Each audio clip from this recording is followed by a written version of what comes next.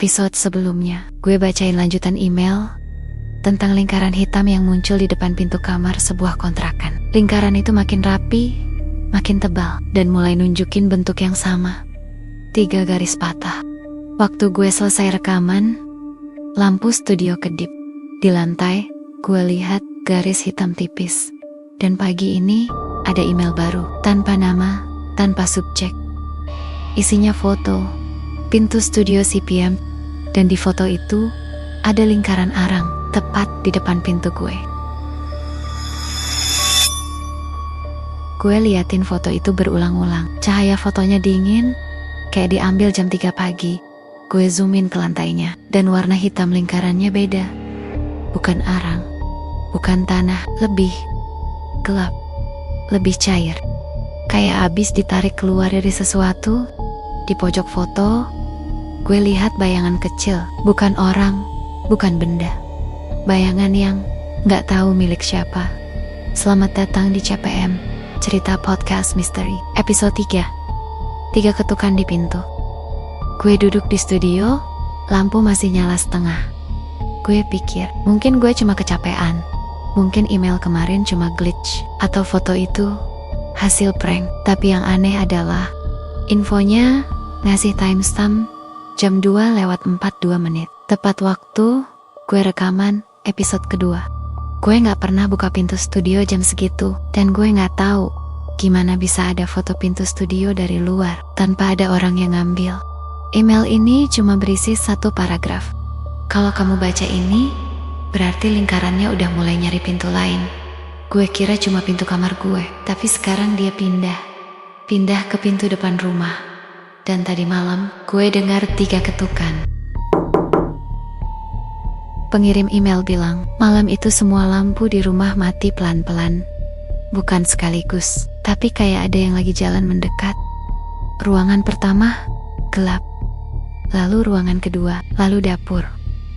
Lalu ruang tamu. Sampai akhirnya, tinggal pintu depan rumah yang punya cahaya. Lampu di ruang tamu redup. Dia duduk memegang ponsel, gak berani gerak. Napasnya berat, ditambah juga deg-degan. Gak lama, bau bunga kenanga masuk. Kayaknya masuk lewat celah pintu. Gue tahu itu bau yang sama, bau waktu lingkaran pertama muncul. Dia bilang, pintunya bergeser sedikit, pegangan pintu bergetar. Dia kaget, tiba-tiba ada bunyi ketukan di pintu. Gue lihat ke bawah pintu. Dia lihat sebuah siluet. Tapi tampak siluet itu agak aneh. Siluet orang biasanya punya kaki. Ini tuh gak ada.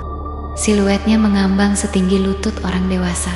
Dan lingkaran hitam tiba-tiba muncul di depan pintu.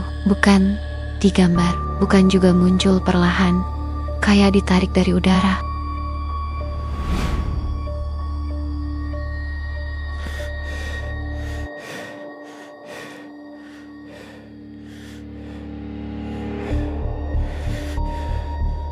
Bentar guys, gue tarik napas dulu. Baca kiriman lanjutan email gini aja, rasanya capek banget anjir. Dari tadi pun gue ngerasa merinding banget.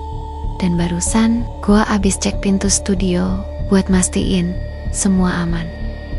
Gak ada yang aneh sih, tapi lantai dekat pintu kayak gak tahu ya, mungkin gue halu doang, kayak berasa lebih gelap dari biasanya gitu. Mungkin juga karena gue terlalu fokus sama ceritanya. Isi emailnya masih panjang. 3 ketukan itu berhenti, tapi suara lain mulai kedengeran.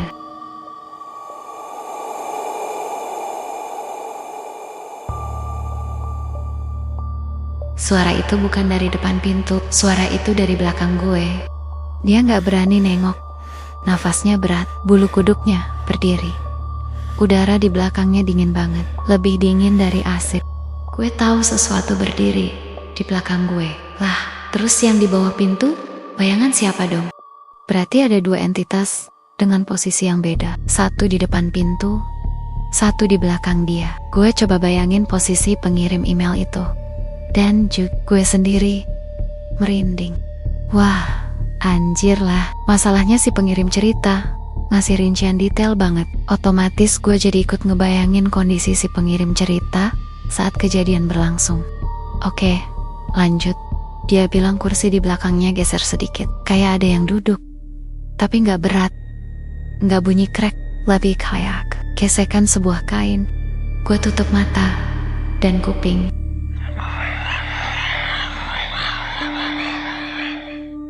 Tapi dia tetap dengar.